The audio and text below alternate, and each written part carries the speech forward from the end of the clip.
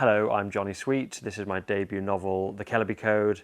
It's a darkly comic thriller. It's about Edward Jevons, who is from an ordinary background, goes to university and falls in with what to him seemed to be a glittering, glamorous, aristocratic socialite set. Particularly, he falls in love with Stanza and Robert. And years later, after they've left university, he's so desperate to cling on to their friendship that he's deferential to the point of complete servitude. It's pathetic. And he sort of books their taxis, picks up their dry cleaning. And increasingly, that imbalanced relationship starts to grate, and he gets more and more angry. And then one night, he discovers that they're together, Robert and Stanza, and he discovers a secret about Robert that he thinks could destroy Robert, so that's what he decides to do. It goes absolutely terribly. He ends up having to smuggle a Martian meteorite and battle the criminal underworld and evade the police on horseback. It's a very bloody mess. So it's a kind of Jeeves and Woosterish, it's faintly satirical murder farce, if that's your thing.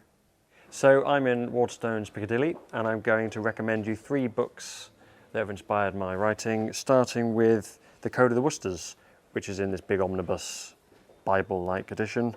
And it's actually the reason why my book is called The Kellerby Code. It was inspired by this to some degree. It's his 3rd Jeeves and Wooster book, so he's hitting his stride.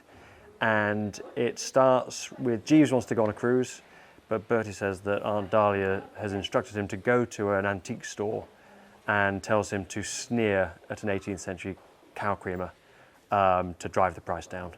And it's just uphill from there, really. It's incredibly silly. The writing's so fresh and funny. And it's quite unusual because it's got a political character, weirdly, in Roderick Spode, who is a kind of parody of Sir Oswald Mosley. But in a way, that doesn't really work. It's not that biting. It's just fun and frothy. So my second pick is Hangover Square by Patrick Hamilton.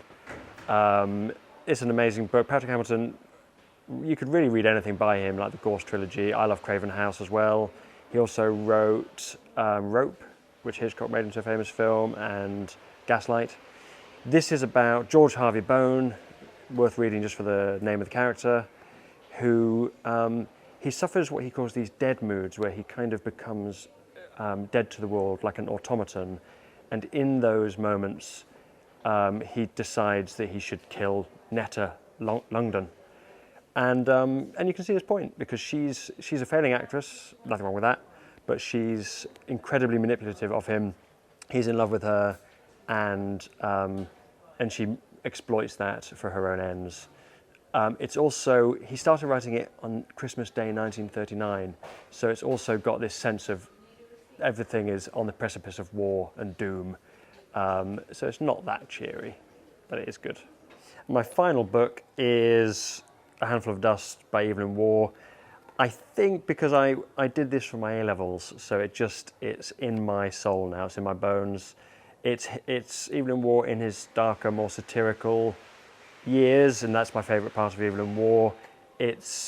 Everyone is incredibly amoral and brittle, and there's a moment where someone's son dies and accidentally his mother blurts, "Oh, thank God." And if that's not an advert enough, I don't know what is.